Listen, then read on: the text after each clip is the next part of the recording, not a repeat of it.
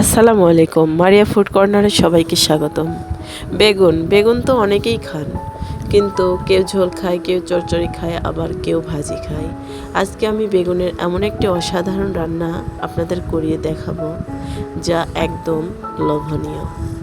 একটি লাইক দিয়ে পুরো ভিডিওটির সঙ্গে থাকবেন। অনেকেই ভিডিও দেখেন কিন্তু কমেন্ট রাখেন না, লাইক দেন না।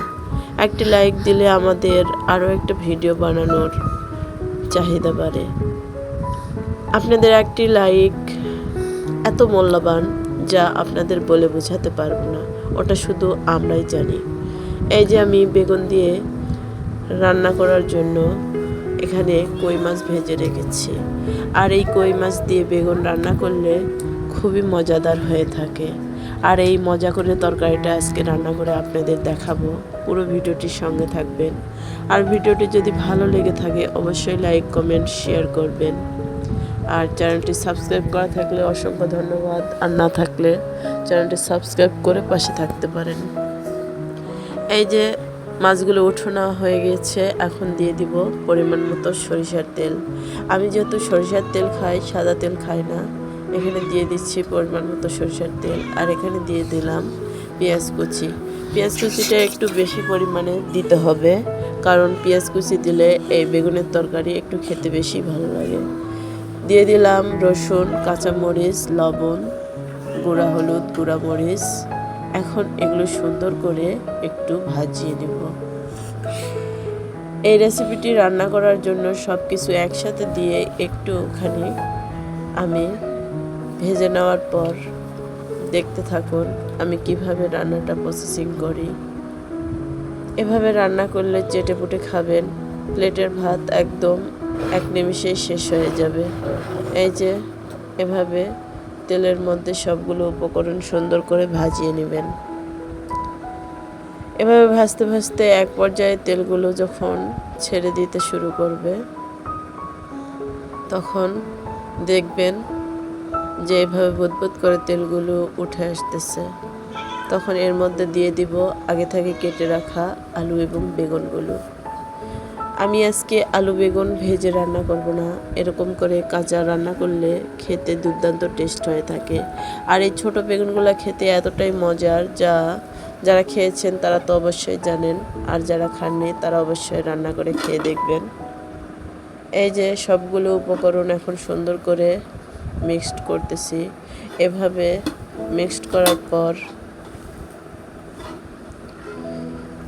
সুন্দর দেখুন কালারটা একটু চেঞ্জ হয়ে আসতেই আমি এখানে দিয়ে দিব পর্যাপ্ত পানি।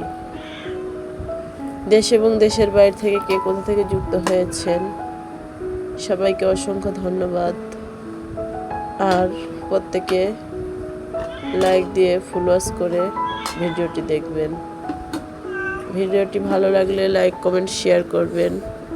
আর যদি আমার চ্যানেলের কোনো অংশ ভালো লেগে থাকে চ্যানেলে ঢুকে আরও ভিডিওগুলো দেখতে পারেন। এই যে 10 মিনিট পর ঢাকনা খুলে আবারও তরকারিটা একটু নেড়ে চেড়ে দিলাম। দেখুন কত সুন্দর একটা লোভনীয় কালার এসেছে।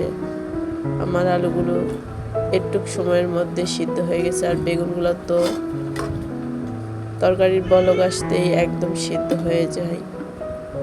এই যে এভাবে তরকারিটা নেড়ে চেড়ে দেওয়ার পর আমি এখন এখানে দিয়ে দিব 1 চামচ চিনি। এই তরকারিতে 1 চামচ চিনি দিলে খেতে আরও দুর্দান্ত টেস্ট লাগে। আমি 1 চামচ চিনি দিয়ে সুন্দর করে আবারও নেড়ে চেড়ে দিলাম। নেড়ে চেড়ে দেওয়ার পর এভাবে কিছুক্ষণ নেড়ে চেড়ে দেওয়ার পর আমি এখানে দিয়ে দিব এখন মাছগুলো আমি আগে থেকে লবণ হলুদ দিয়ে সুন্দর করে মচমচা করে ভেজে নিয়েছি। আর সবগুলো সবজি আমার সিদ্ধ হয়ে গিয়েছে, সিদ্ধর কোনো ভয় নাই, সব কিছু সিদ্ধ হয়ে গেছে ভালোভাবে। এখন এখানে ভেজে রাখা মাছগুলো দিয়ে দিচ্ছি। এই তরকারিটা খেতে এতটাই লোভনীয় হয়ে থাকে, যারা খেয়েছেন তারা তো অবশ্যই জানেন। এভাবে বাসায় রান্না করে দেখবেন এবং সকলকে খাওয়ার স্বাদ বাড়িয়ে দিবেন। এটা খুব একটি লোভনীয় রেসিপি। দেখুন খুব সুন্দর করে আমি রান্না করেছি। আমার বাসার সকলে এই রান্নাটা পছন্দ করে, আর আপনারাও অবশ্যই এই রান্নাটি করে খাবেন এবং সকলকে ভালো কিছু উপহার দিবেন। ভিডিওটি যদি ভালো লাগে লাইক কমেন্ট শেয়ার করবেন এবং বন্ধুদের কাছে শেয়ার করে অবশ্যই আমার পাশে থাকবেন। দেখুন ফাইনাল লুকটা কত সুন্দর এসেছে তা বলে বোঝানোর মতো না। এই যে এত সুন্দর একটা কালার এসেছে, এক প্লেট গরম ভাতের সাথে একদম জমে যাবে। এরম করে বাসায় রান্না করে দেখবেন। এখানেই শেষ করছি, আবারও দেখাবে অন্য একটি ভিডিওতে।